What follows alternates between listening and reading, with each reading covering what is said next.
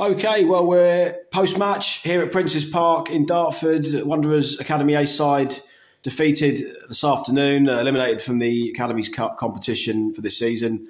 Joined by manager and director of football Jordan Clark. Jordan, just get your take on the game. So I think it's just two boxes then, really. Both boxes was we were poor defensively and not really, and give Dartford their credit, they defend their box really well. We were, dominant for large periods with the ball. Two contrasting styles of play, which, probably their style of play is probably our kryptonite if we were Superman. They were very direct, got some really good forward players, a couple that are out on loan at Step 4 clubs and stuff like that. They played to their strengths, really, didn't take any risks, pumped and grinded it a bit, and then their quality in the final third shone.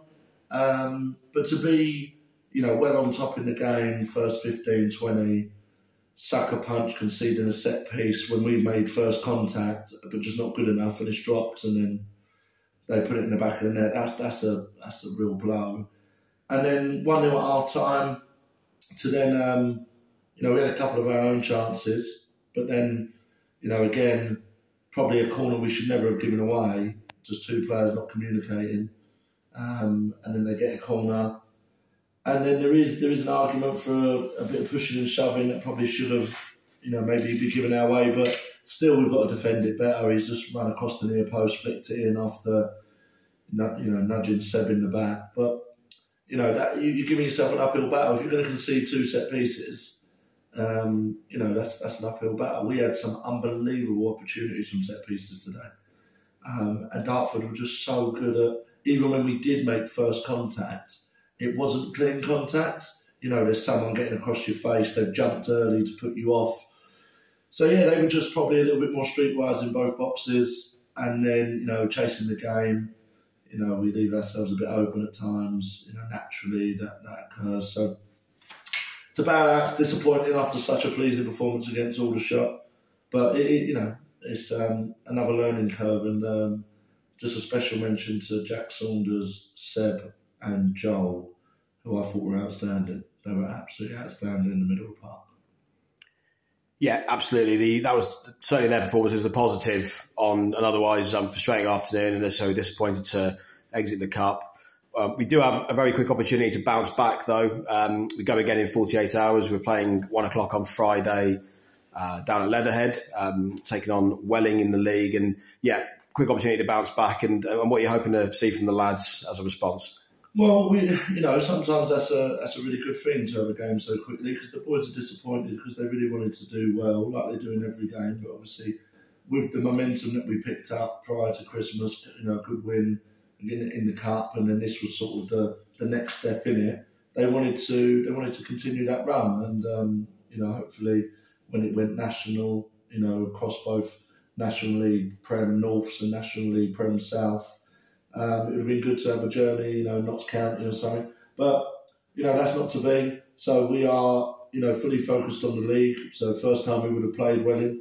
I think this is the postponed fixture sadly from the Queen's death. So we've got that on Friday, which is a home game, but it's being played at River Lane. So 1 o'clock kick-off, opportunity for us to try out some other players who are newly promoted from the second team, the B team within the academy. We'll tinker a little bit, but try and get back that momentum that we picked up before Christmas, because the performances are still good. We've just got to be a little bit more streetwise, cute, in both boxes, I'd say. And you mentioned the guys coming in from the Alliance B side, Josh Gallagher's team, of course, and they unfortunately were narrowly defeated at Meadowbank this afternoon, beaten 2-1 off of Boreham Wood, but they've otherwise been on a really good run recently and been really solid, not conceded too many goals. And by contrast as well, we had a few players drop down to that league from our team as well. So it's hopefully they can bounce back again, because they go again at home to Aldershot next week. Yeah, so we they were 4 unbeaten, so they're on a really good run.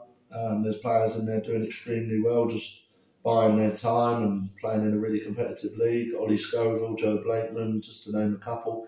Probably unlucky in these squad changes to not come up, but as we just said with Seb, Joel and Jack, we're very strong central midfielder, very strong in that area. So, no, they've been on a great run, really built up some momentum. So, tough one probably for them today with Bournemouth.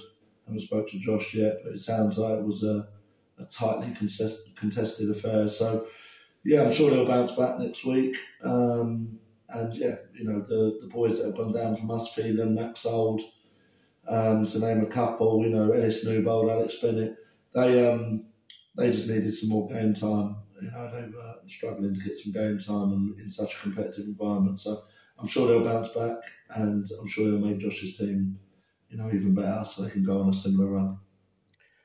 And just finally, Jordan, around the academy at the moment, we had our latest talent ID day this past Sunday.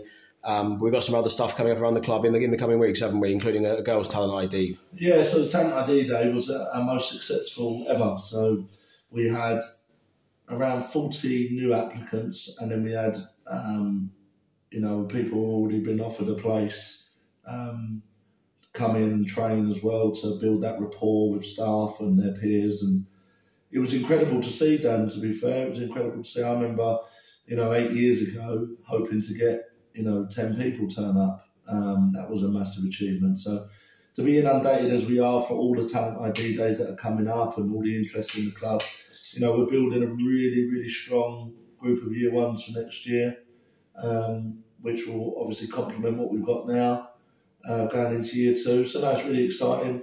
And then we've got the girls talent ID day. So we've decided to do a designated girls event. Obviously, girls have always been welcome to our talent ID days, but we've tried to do a girls-only event to, one, so they feel more comfortable, and also so we can look at that team in its own right, in its own entity, and try and select players to go into our girls' squad for next season. And we're really looking forward to being in a league that will be really competitive with the likes of Bromley and that. So, no, I'm really excited for that. I'm looking forward to that. I think that's the 12th of February, 5 till 7. So anyone interested or anyone, get them down. And then, obviously, we had our signing on night last night for the youth section. Great to see Briggsy training for one, but then also in attendance to sign some autographs. Same with Alfie. The club's really coming together, Dan, growing every day, profiles growing, and, it's just great to be a part of it. So we're really looking forward to the rest of this season and then being even bigger and better next year. Very much so. And